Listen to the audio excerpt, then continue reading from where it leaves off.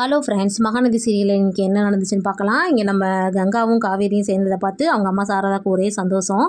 உடனே நான் யமுனா இருந்துட்டு, சரிம்மா நீ ஏதோ ஸ்வீட் செஞ்சு வச்சுருக்கேன்னு சொல்லி அதை எடுத்துகிட்டு வா அப்படிங்கவும், காவேரி வந்துட்டு எந்த ஸ்வீட்டா சூப்பராக இருக்குமே எடுத்துகிட்டு வாங்க அப்படின்னு சொல்லிட்டு இருக்காங்க.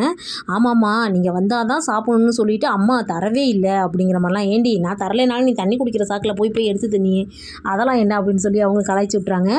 அதுக்கப்புறமேட்டுக்கு அக்கா வேற வர வழியிலலாம் வந்து ஒரே வாமிட் வேற, அவளுக்கு ட்ராவலிங் செட் ஆகலையாட்டுக்கு அப்படிங்கிற மாதிரி சொல்லிட்டு இருக்காங்க. இல்லை இப்போ அது சரியாயிடுச்சு அப்படின்னு அவங்களும் சொல்கிறாங்க.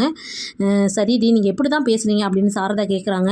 அதெல்லாம் ஒன்றும் இல்லை, சும்மா பார்த்தோம் பேசுகிறோம் அப்படிங்கிற மாதிரி சொல்லிட்டு இருக்காங்க நம்ம கங்கா. ஆனால் வந்துட்டு இல்லை சொல்லுன்னு அவங்க கேட்குறாங்க. அதுக்கப்புறம் குமரன் அவரே எல்லா விஷயத்தையும் சொல்லிடுறாரு.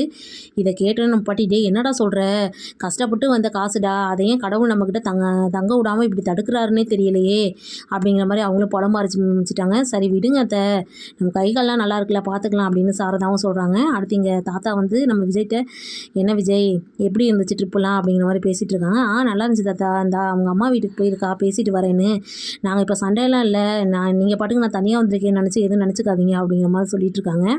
அப்போ திடீர்னு அவங்க சித்தி வந்துடுறாங்க. ஏன் சித்தி ஒரு மாதிரி இருக்கீங்க அப்படின்னு கேட்குறப்போ அவங்க தாத்தா வந்து, இல்லை இந்த மாதிரி நடந்துருச்சுல, நீ ஏதாவது கேட்டுருவேன்னு சொல்லி சங்கடப்படுறா அப்படின்னு. இல்லை நான் உங்களை பற்றிலாம் நான் எதுவும் தப்பாக எடுத்துக்க மாட்டேன்னு சொல்லி சமாதானப்படுத்துகிறேன்.